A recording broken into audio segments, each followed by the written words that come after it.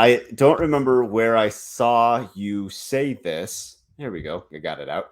Uh, that where you're at, and I can't remember when you said this. You didn't have any pandemic effects there.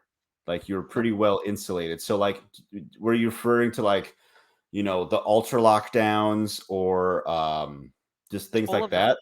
All All of of it. it. So I didn't know how much you wanted me to say,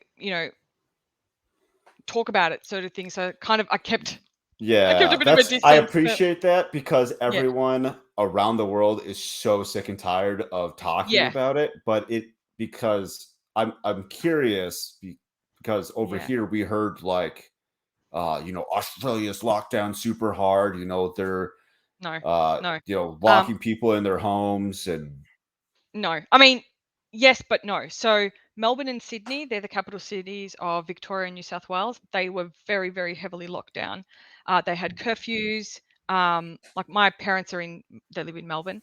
They had curfews. They couldn't, it was like a 5K radius from your home that you could go, which was enough, for the metropolitan and suburban areas. That's enough. The shops are within sort of 5Ks, or the servo, the petrol station, that kind of thing. So that's generally, the things that you need, those were within sort of the 5 minutes. Only essential services personnel, which was ambulance, police, SES, fire brigade, like nurses, that kind of thing. They were the only ones that were permitted to be on the hmm, roads. You had to get a permit to travel. You had to get like a dispensation, basically saying like that this was your job. Like let's say you're a police officer, and even though you live here but you work in that police station that's 30 minutes away, you're allowed to travel.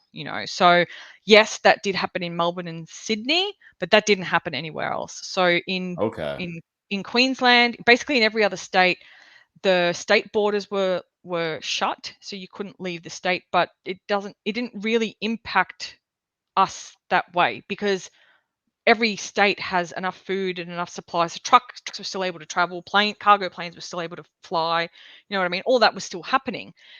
It's not like we were, completely closed off, that we didn't have food and water and that kind of thing. But Hmm. particularly here where we are, Brisbane is the capital city here.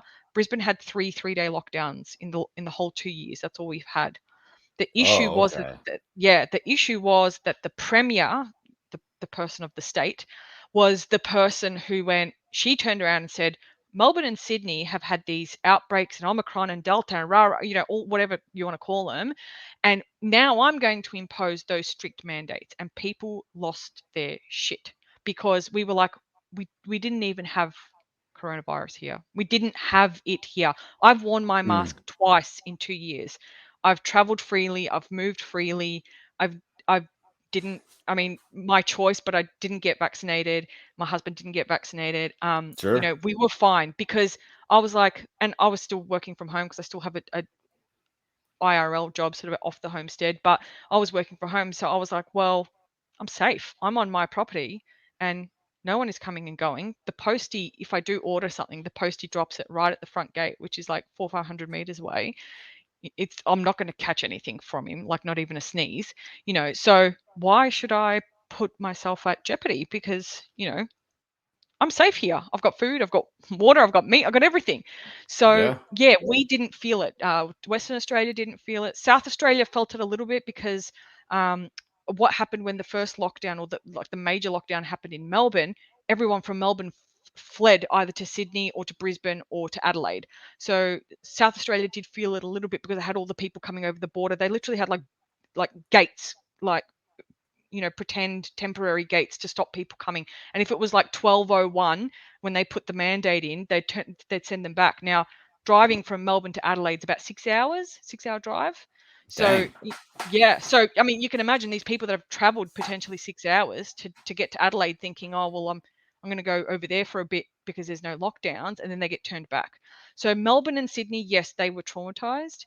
Um, I love Rogan, don't get me wrong, but he was going off on a tangent about how, oh my God, we've got to help Australia and they're all locked down. We weren't. We were not being locked down. Like two He was cities generalized. Yeah, okay. generalizing. Yeah. But I mean, it made it out. But someone with his capacity and his network, that had huge breadth because then everyone started thinking that we were just being penalized for living, and we weren't. We absolutely Sure. weren't. So, other than the mandates that were imposed by the premier, when I think she basically made this thing. She said, okay, once we hit 80% first vaccination, um, and then 90% second vaccination, then she's going to start opening everything up. But until that point, until people get vaccinated, all these super strict mandates are going to apply. So they basically implemented like a vaccine passport, and the only places that you could go if you were not vaccinated was, the supermarket, to the fuel station to get petrol or diesel or whatever you needed. And I think things like the post office, and I think like the hardware store. That there was a small number of places where you could go.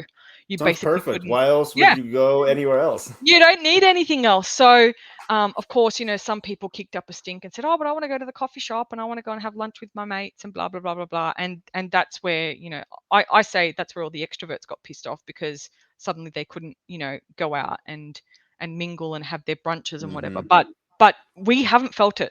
Like, we haven't felt it. And even speaking to our parents, like my mother-in-law, and my parents are in Melbourne, those people are traumatized. They're traumatized because they have had to watch so much of the news just to keep up to date with the constantly changing requirements and impacts on their free movement, that they are traumatized. Like my mother-in-law says, "Oh," she called us a couple of weeks ago. "Oh," she said, I went to the supermarket, like a big supermarket. Nobody was wearing a mask." She said, "No one."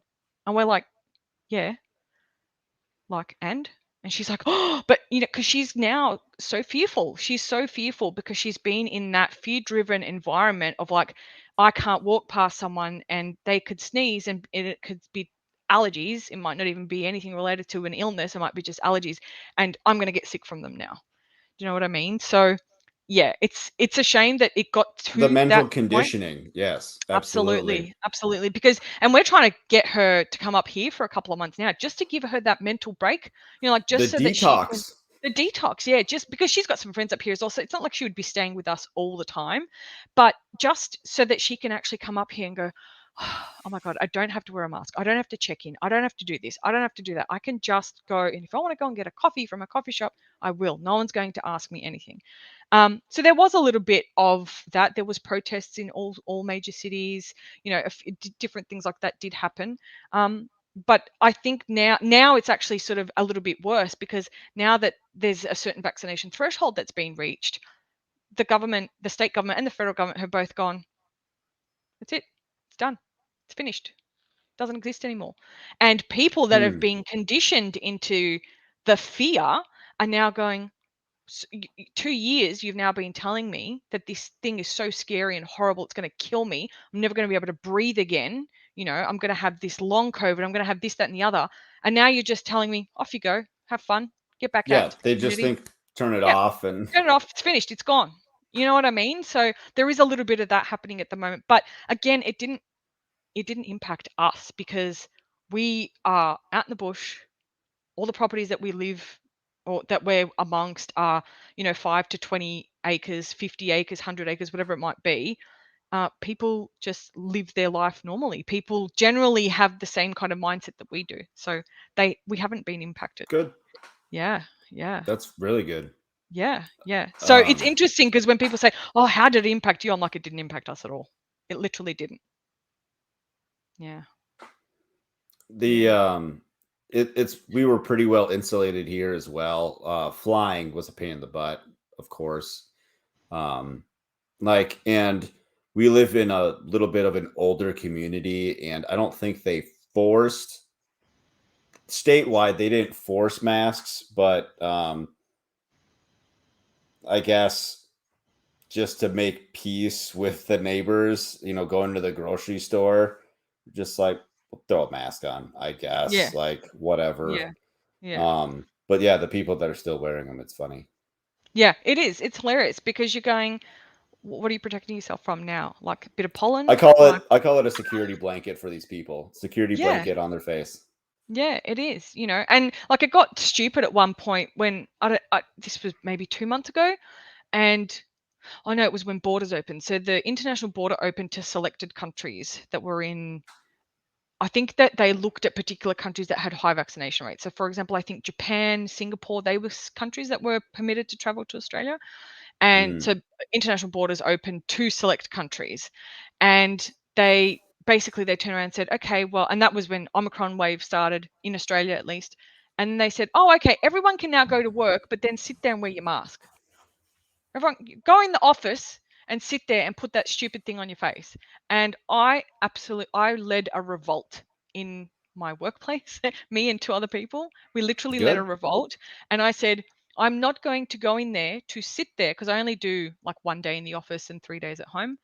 And I said, I'm not going to go in there to sit there and wear that thing on my face and not be able to breathe just so that you can say that person came in and sat in the office.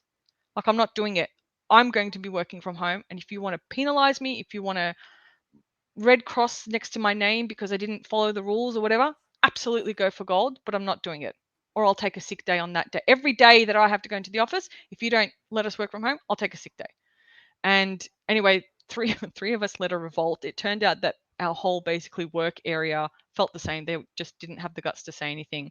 And then it ended up being that within sort of a week of that revolt, that they said, okay, everyone needs to work from home because it's safer for everyone to work from home.